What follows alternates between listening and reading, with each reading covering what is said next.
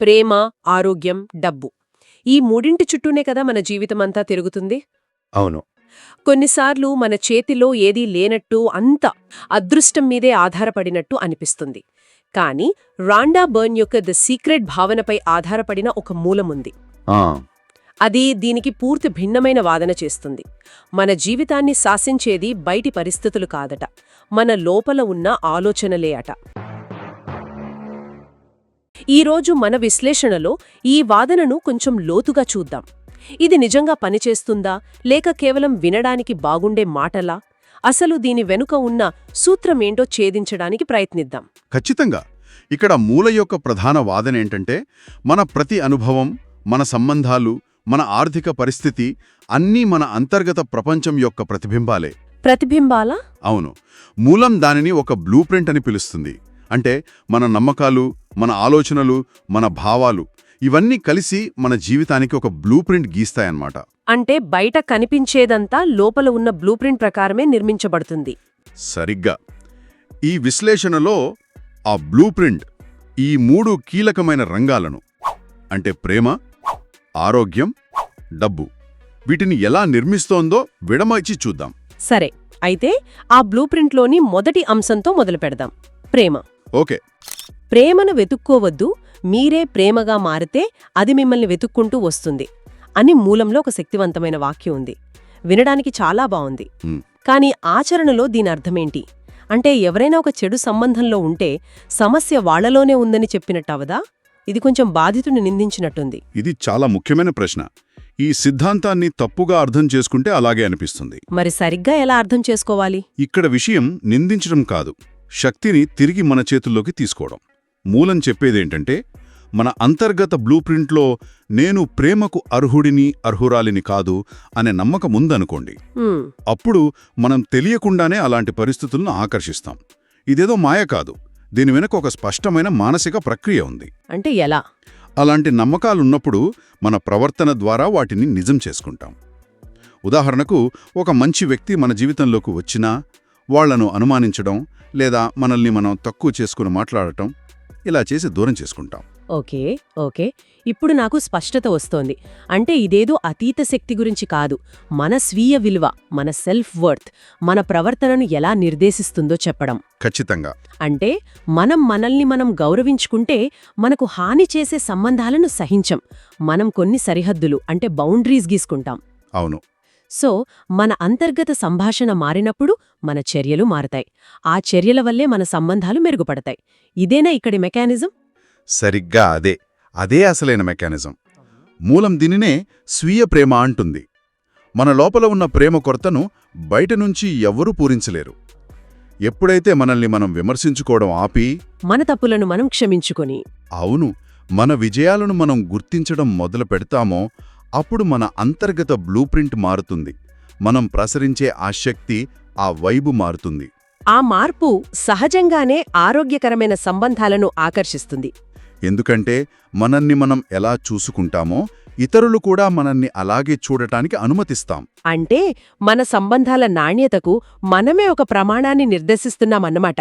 ఇది చాలా ఆచరణాత్మకంగా ఉంది. సరే, ఇప్పుడు మనం రెండవ అంశానికి వెళ్దాం. ఆరోగ్యం. మన అంతర్గత స్థితి మన సంబంధాలను ప్రభావితం చేస్తుందంటే అర్థం చేసుకోవచ్చు. కానీ ఈ మూలం ఇక్కడితో ఆగట్లేదు.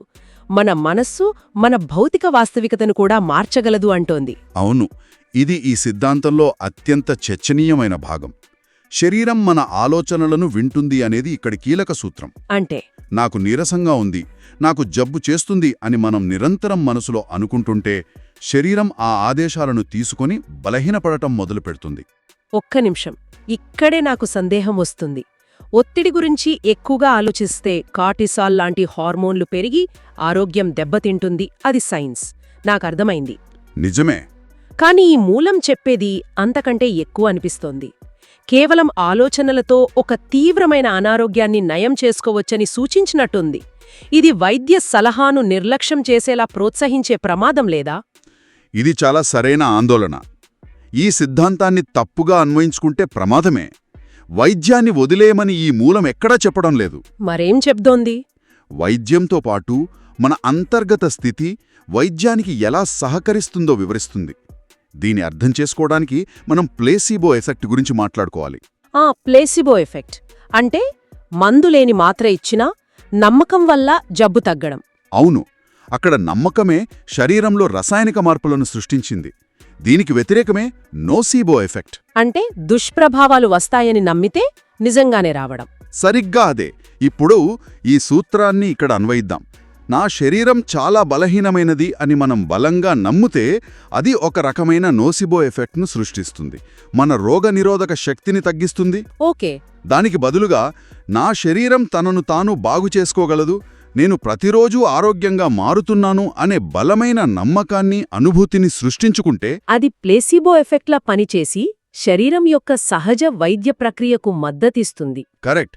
ఇక్కడ ఆలోచన వైద్యాన్ని భర్తీ చేయడం కాదు, దానికి సహాయపడటం. ఇది చాలా ఆసక్తికరమైన కోణం. అంటే ఇక్కడ అసలు రహస్యం మన శరీరం యొక్క సహజ వైద్య సామర్థ్యాన్ని ప్రేరేపించడానికి ప్లేసిబో సూత్రాన్ని ఉపయోగించుకోవడం. వైద్యం తీసుకుంటూనే మన ఆలోచనలను మార్చుకోవడం ద్వారా కోలుకునే ప్రక్రియను వేగవంతం చేయవచ్చని ఈ వాదన చెప్తోంది. అవును, ఇది కేవలం పైపైన అనుకోవడం కాదు, మన శరీరం ఆరోగ్యంగా ఉన్నట్టు లోతుగా అనుభూతి చెందడం.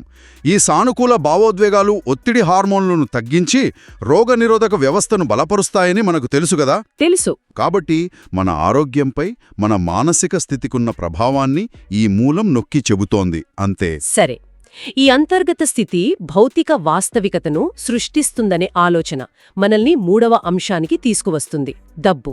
ఇక్కడ కూడా సమస్య మన బ్యాంక్ ఖాతాలో కాదు, మన మెదడులోనే ఉందని ఈ మూలం అంటోంది. నిజమే. చాలామందికి డబ్బు పట్ల లోతైన ప్రతికూల నమ్మకాలు ఉంటాయి. ఉదాహరణకు, డబ్బు సంపాదించడం చాలా కష్టం అని. డబ్బు చెట్లకి కాయదు, డబ్బున్నవాళ్లు చెడ్డవాళ్లు, ఇలాంటివి చాలా వింటాం. అవును, ఈ నమ్మకాలు మన అంతర్గత బ్లూప్రింట్లో బలంగా ముద్రబడి ఉంటాయి. కానీ ఒక ప్రశ్న, చాలామందికి, ముఖ్యంగా వ్యవస్థాగతమైన పేదరికంలో ఉన్నవారికి డబ్బు సంపాదించడం నిజంగానే కష్టం కదా. వారి పరిస్థితికి వారి మైండ్ సెట్ కారణమని చెప్పడం వారి కష్టాన్ని తక్కువ చేసినట్టు కాదా? మళ్ళీ ఇది చాలా ముఖ్యమైన వ్యత్యాసం. బయటి పరిస్థితులు, సామాజిక ఆర్థిక సవాలు వాస్తవమే, ఈ సిద్ధాంతం దాన్ని తిరస్కరించదు. మరి కానీ ఆ పరిస్థితులకు మనం ఎలా స్పందిస్తామనేది పూర్తిగా మన చేతుల్లోనే ఉంటుందని చెబుతుంది. ఇక్కడే కన్ఫర్మేషన్ బయాస్ అనే మానసిక భావన దేవుల్లోకి వస్తుంది. కన్ఫర్మేషన్ బయాస్ అంటే మనం నమ్మిందే నిజమనిపించేలా ఆధారాలు వెతుక్కోవడం. సరిగ్గా. ఒక ఉదాహరణ చెబుతాను. ఒక వ్యక్తి డబ్బు సంపాదించే అవకాశాలు నాకు రావు అని బలంగా నమ్ముతున్నాడనుకోండి. సరే. అతని కళ్లముందే ఒక మంచి వ్యాపారావకాశం వచ్చినా అతని మెదడు దాన్ని గుర్తించదు. ఇది నాకు వర్కౌట్ అవ్వదు, ఇందులో ఏదో మోసముంది అని చెప్పి దాన్ని తిరస్కరిస్తుంది. ఎందుకని? ఎందుకంటే ఆ అవకాశాన్ని అంగీకరించడం అతని లోతైన నమ్మకానికి విరుద్ధం. మరోవైపు, అవకాశాలు నా చుట్టూ ఉన్నాయి అని నమ్మే వ్యక్తి అదే పరిస్థితిలో ఆ అవకాశాన్ని గుర్తించి అందిపుచ్చుకుంటాడు. ఇప్పుడు అర్థమైంది. అంటే ఇది అద్భుతంగా డబ్బును ఆకర్షించడం గురించి కాదు. డబ్బు పట్ల మనకున్న ప్రతికూల నమ్మకాలను తొలగించుకోవడం ద్వారా మనకొచ్చే అవకాశాలను గుర్తించి స్వీకరించడానికి మనల్ని మనం సిద్ధం చేసుకోవడం. ఖచ్చితంగా. డబ్బును ఒక భయంగా, కొరతగా కాకుండా ఒక శక్తిగా, సమృద్ధిగా చూడమని ఈ మూలం సూచిస్తుంది. మన దగ్గరున్న దానికి కృతజ్ఞతతో ఉండటం. అవును, డబ్బును గౌరవించటం. ఇవన్నీ మన డబ్బు బ్లూప్రింట్ను తిరిగి రాస్తాయన్నమాట. ప్రేమ, ఆరోగ్యం, డబ్బు, ఈ మూడింటిలోనూ అంతర్గత బ్లూప్రింట్ను సరిచేయడమే పరిష్కారం అంటున్నారు. అయితే ఈ బ్లూప్రింట్ను మార్చడానికి మూలం ఒకే ఒక్క అత్యంత శక్తివంతమైన సాధనాన్ని సూచిస్తుంది. అదే కృతజ్ఞత. ఈ మొత్తం సిద్ధాంతానికి ఇదే గుండెలాంటిదనిపిస్తోంది. నిజమే. ఎందుకంటే కృతజ్ఞత మన మెదడు దృష్టిని ప్రాథమికంగా మారుస్తుంది. మన మెదళ్ళు మనుగడ కోసం ప్రతికూల విషయాలపై, అంటే నెగటివిటీ బయాస్తో పనిచేస్తాయి. ప్రమాదాల నుండి కాపాడటానికి. అవును. కాని ఆధునిక ప్రపంచంలో ఇది మనల్ని నిరంతరం ఆందోళనలో, అసంతృప్తిలో ఉంచుతుంది. కృతజ్ఞత అనేది ఈ సహజ సిద్ధమైన బయాస్ను ఉద్దేశపూర్వకంగా అధిగమించే ఒక మానసిక శిక్షణ. అంటే నా దగ్గర ఏం లేదు అని బాధపడే బదులు నా దగ్గర ఏం ఉంది అని గుర్తించడం మీద మన దృష్టిని మళ్లించటం. సరిగ్గా.